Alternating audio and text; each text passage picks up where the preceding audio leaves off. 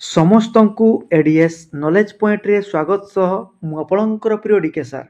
ଦେଖନ୍ତୁ ପିଲାମାନେ, କେନ୍ଦୁଝର ଜିଲ୍ଲାର କମାଣ୍ଡାଣ୍ଟ ହୋମଗାର୍ଡର ଅଫିସିଆଲ ନୋଟିଫିକେସନ୍ ଆସିଯାଇଛି, ଯେଉଁଥିରେ କେନ୍ଦୁଝର ଜିଲ୍ଲାର ଯେଉଁ ପ୍ରିଲିମିନାରୀ ଏକ୍ଜାମ ହେଇଥିଲା ତାର ରେଜଲ୍ଟ ବିଷୟରେ ବର୍ଣ୍ଣନା ହେଇଛି। ଡିଟେଲ ଆଲୋଚନା କରିବା ପିଲାମାନେ, କିଛି ଅସୁବିଧା ନାହିଁ। ଆଲୋଚନା କରିବା ପୂର୍ବରୁ ଯେଉଁମାନେ ନୂଆ କରିକି ଆସିଛନ୍ତି ସେମାନେ ଚ୍ୟାନେଲଟିକୁ ସବସ୍କ୍ରାଇବ୍ କରିବା ସହିତ ବେଲ୍ ଆଇକନର ଅଲ୍ ନୋଟିଫିକେସନ୍ ଅନ୍ କରିଦେବେ। କାହିଁକି ନା ମୁଁ all job related notification, knowledgeable video ଏବଂ ଏକ୍ଜାମ୍ ଆନାଲିସିସ୍ ଭିଡ଼ିଓ ଏହି ଚ୍ୟାନେଲ୍ ମାଧ୍ୟମରେ ପ୍ରୋଭାଇଡ଼ କରିଥାଏ, ଯାହାଫଳରେ ମୁଁ ଭିଡ଼ିଓ ଛାଡ଼ୁ ଛାଡ଼ୁ ସିଧାସଳଖ ଆପଣମାନଙ୍କ ମୋବାଇଲକୁ ନୋଟିଫିକେସନ୍ଟିଏ ଚାଲିଯିବ ଏବଂ ଆପଣମାନେ ଶୀଘ୍ର ହିଁ ଭିଡ଼ିଓଟିକୁ ଦେଖିବେ। ବୁଝିପାରିଲେ? ତେଣୁକରି କିଛି ଅସୁବିଧା ହେବ ନାହିଁ, ଡରିବାର କିଛି ନାହିଁ ପିଲାମାନେ। ଚାଲନ୍ତୁ ବିଳମ୍ବ ନ କରି ଆରମ୍ଭ କରିବା। ଓକେ, ଦେଖନ୍ତୁ, ଏ ହେଉଛି ଆପଣମାନଙ୍କର କେନ୍ଦୁଝର ଜିଲ୍ଲାର କମାଣ୍ଡାଣ୍ଟ ହୋମଗାର୍ଡସର ଅଫିସିଆଲ ନୋଟିଫିକେସନ୍। ଏହି ନୋଟିସରେ ଆପଣମାନଙ୍କର ରହିଛି କେନ୍ଦୁଝର ଜିଲ୍ଲାର ହୋମଗାର୍ଡର ରେଜଲ୍ଟ ବିଷୟରେ।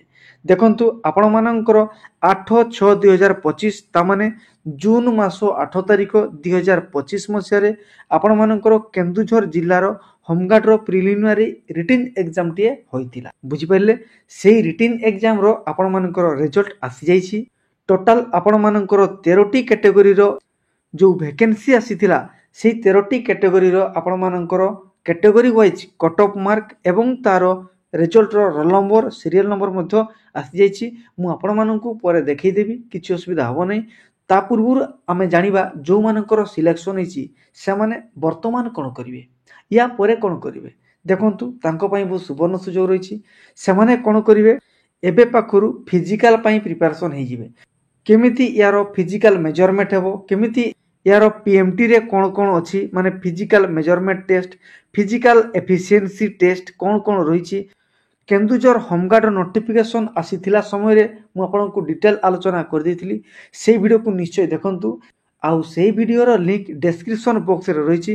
ସମସ୍ତେ ଯେଉଁମାନେ କ୍ୱାଲିଫାଇ କରିଥିବେ ବା ଯେଉଁମାନେ କ୍ୱାଲିଫାଇ ନ ବି କରିଥିବେ ସେମାନେ ମଧ୍ୟ এই ଡେସ୍କ୍ରିପସନ୍ ବକ୍ସକୁ ଯାଇକରି କେନ୍ଦୁଝର ଜିଲ୍ଲାର ଡିଟେଲ ଆଲୋଚନା କରିଥିବାର ନୋଟିଫିକେସନ୍ ଭିଡ଼ିଓକୁ ନିଶ୍ଚୟ ଭାବରେ ଦେଖନ୍ତୁ। ତାର ଲିଙ୍କ୍ ରହିଛି, ଲିଙ୍କ୍ ମାଧ୍ୟମରେ ଯାଇକି ନିଶ୍ଚୟ ଦେଖିବେ, ଆପଣମାନଙ୍କର ମତାମତ ଦେବେ। ଆଉ ଯେଉଁମାନେ ସିଲେକ୍ସନ୍ ହେଇଥିବେ ସେମାନେ ନିଶ୍ଚୟ ଟେଲିଗ୍ରାମ ଚ୍ୟାନେଲରେ ଜଏନ୍ କରିବେ।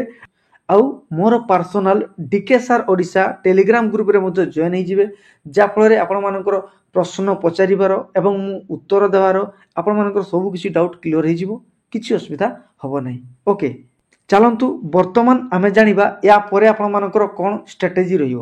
ଦେଖନ୍ତୁ, 3/11/2025 ତାମାନେ ନଭେମ୍ବର 3 ପାଖରୁ ଆପଣମାନଙ୍କର ଫିଜିକାଲ ଏକ୍ଜାମ ଟେଷ୍ଟର ଆରମ୍ଭ ହେଇଯିବ, ଯେଉଁଟାକି ଖୁବ୍ ଶୀଘ୍ର ଆପଣମାନଙ୍କର ନୋଟିଫିକେସନ୍ ଆସିଯିବ।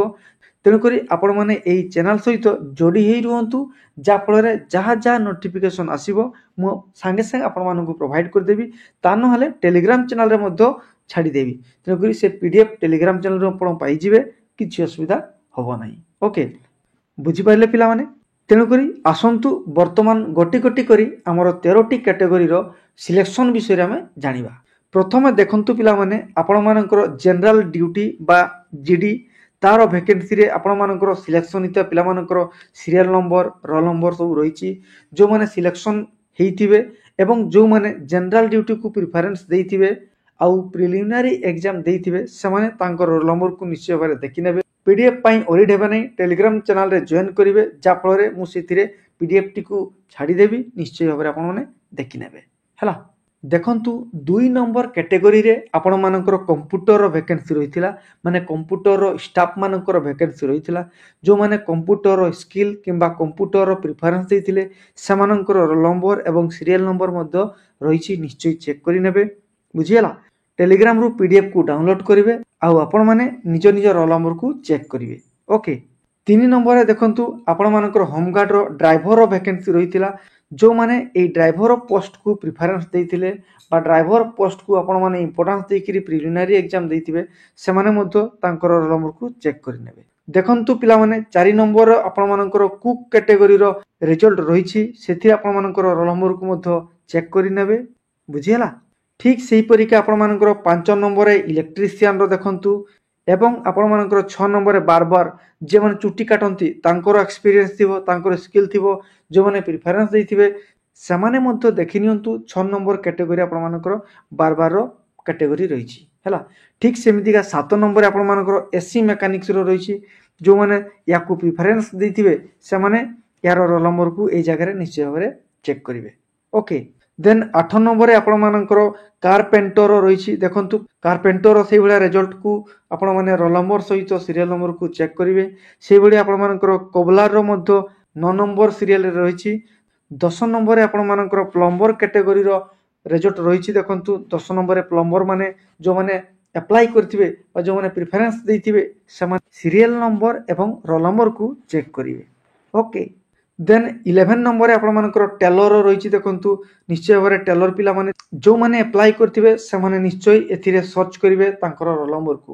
ଦେନ୍ 12 ନମ୍ବରରେ ଆପଣମାନଙ୍କର ଭେହିକିଲ୍ ମେକାନିକ୍ସ সেই କ୍ୟାଟେଗୋରୀ ରହିଛି ଏବଂ 13 ନମ୍ବରରେ ଆପଣମାନଙ୍କର ୱାସରମ୍ୟାନ୍ କ୍ୟାଟେଗୋରୀ ରହିଛି। ଆପଣମାନେ ନିଶ୍ଚୟ ଚେକ୍ କରିବେ। ଟେଲିଗ୍ରାମ ଚ୍ୟାନେଲକୁ ମଧ୍ୟ ଜଏନ୍ କରିକିରି ଏହି ପିଡିଏଫ୍କୁ ଡିଟେଲ୍ ଦେଖିବେ କେଉଁଥିରେ ଆପଣମାନଙ୍କର ରୋଲ ନମ୍ବରଟିଏ ରହିଛି ହେଲା। ଚାଲନ୍ତୁ ବର୍ତ୍ତମାନ ଦେଖିବା ଆମେ କେନ୍ଦୁଝର ଜିଲ୍ଲାର cut off mark. Preliminary written ଏକ୍ଜାମରେ ଆପଣମାନଙ୍କର କଟ୍ ଅଫ୍ ମାର୍କ ଦେଖିବା, ଯେଉଁଥିରେ କି ଆପଣମାନଙ୍କର 13ଟି କ୍ୟାଟେଗୋରୀ ରହିଛି। ପ୍ରଥମେ ଦେଖନ୍ତୁ ଜେନେରାଲ ଡ୍ୟୁଟିରେ ଆପଣମାନଙ୍କର 56 ମାର୍କ କଟ୍ ଅଫ୍ ଯାଇଛି। କମ୍ପ୍ୟୁଟରରେ ସେଇଭଳି ଆପଣମାନଙ୍କର 68 ମାର୍କ କଟ୍ ଅଫ୍ ଯାଇଛି। ଡ୍ରାଇଭରରେ 79, କୁକ୍ରେ ଆପଣମାନଙ୍କର 53 ରହିଛି। ଏସି ମେକାନିକ୍ସରେ 46 ମାର୍କ ରହିଛି। ପ୍ଲମ୍ବରରେ 59 ମାର୍କସ୍ ରହିଛି। ସେହିପରିକା 7 ନମ୍ବରରେ ଆପଣମାନଙ୍କର ଟେଲର 64 ମାର୍କ ରହିଛି।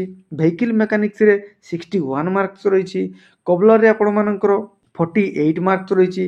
ପିଲାମାନେ 10 ନମ୍ବର ସିରିଏଲ୍ ଦେଖନ୍ତୁ ୱାସରମ୍ୟାନ୍, ଏଇଥିରେ ଆପଣମାନଙ୍କର 60 ମାର୍କ ରହିଛି। କାର୍ପେଣ୍ଟରରେ ଆପଣମାନଙ୍କର 69 ମାର୍କସ୍ ରହିଛି। ଇଲେକ୍ଟ୍ରିସିଆନରେ 62। ସେହିପରିକା ଲାଷ୍ଟରେ 13 ନମ୍ବରରେ ବାରବାରରେ ଆପଣମାନଙ୍କର 63 ମାର୍କ ରହିଛି।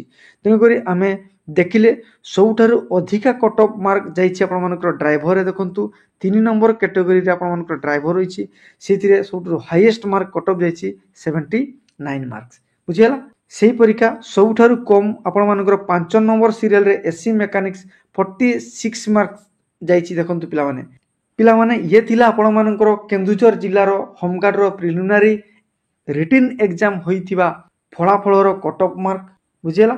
ତେଣୁକରି ମୁଁ ଡିଟେଲ୍ ଆପଣମାନଙ୍କୁ ଆଲୋଚନା କରିଦେଲି। ପିଲାମାନେ ଆଉ ଯେଉଁମାନଙ୍କର ରେଜଲ୍ଟ ବାହାରି ନାହିଁ ବା ସେମାନଙ୍କର ଏକ୍ଜାମ ଭଲ ହେଇଥିଲା କିନ୍ତୁ ରେଜଲ୍ଟରେ ଆପଣମାନଙ୍କର ସକ୍ସେସଫୁଲ୍ ହେଇନାହିଁ ବା ତାଙ୍କର ରୋଲ ନମ୍ବର କିମ୍ବା ସିରିଏଲ୍ ନମ୍ବର ନାହିଁ, ସେମାନେ କ'ଣ କରିବେ ଦେଖନ୍ତୁ 3 ନଭେମ୍ବର ପାଖରୁ 13 ନଭେମ୍ବର ମଧ୍ୟରେ ଆପଣମାନଙ୍କର ଅଫିସିଆଲ ୱାର୍କିଂ ଡେରେ ଅଫିସିଆଲ ୱାର୍କିଂ ଆୱାରରେ ମାନେ 10ରୁ 5 ଘଟିକା ସମୟରେ ଆପଣମାନଙ୍କର ରିଜର୍ଭ ପୋଲିସ ଅଫିସ କେନ୍ଦୁଝରରେ ରିଟିନ୍ରେ ଗ୍ରିଭେନ୍ସ ଦେବେ, ମାନେ ଲିଖିତ ମାଧ୍ୟମରେ ଆପଣମାନଙ୍କର ଅଭିଯୋଗଟିଏ ଦେବେ। ସେହି ଅଭିଯୋଗ ଦେବା ସମୟରେ ଆପଣମାନଙ୍କର ଏକନଲେଜମେଣ୍ଟ ରିସିପ୍ଟ ଏବଂ ଆଧାର କାର୍ଡ଼କୁ ନିଶ୍ଚୟ ଭାବରେ ଆଣିଥିବେ। ମନେ କରାଯାଉ ଜଣଙ୍କର ରେଜଲ୍ଟ ଭଲ ହେଇଥାନ୍ତା କିନ୍ତୁ ତାଙ୍କର ରୋଲ ନମ୍ବର ସେ ସିଲେକ୍ସନ୍ ଲିଷ୍ଟରେ ନାହିଁ, ତେଣୁକରି ସେମାନେ ସେଇ ଟାଇପ୍ର ଲିଖିତ ଆକାରରେ କ'ଣ କରିବେ ନା ରିଜର୍ଭ ପୋଲିସ ଅଫିସରେ କେନ୍ଦୁଝରରେ ଆପଣମାନେ ଲିଖିତ ମାଧ୍ୟମରେ ସବମିଟ୍ କରିବେ। ବୁଝିଗଲା। ଡକୁମେଣ୍ଟସ୍ ନେଇକି ଆସିଥିବେ, ଆଧାର କାର୍ଡ଼ ଏବଂ ଏକନଲେଜମେଣ୍ଟ ରିସିପ୍ଟ। ବୁଝିପାରିଲେ ପିଲାମାନେ? କିଛି ଅସୁବିଧା ହେବ ନାହିଁ।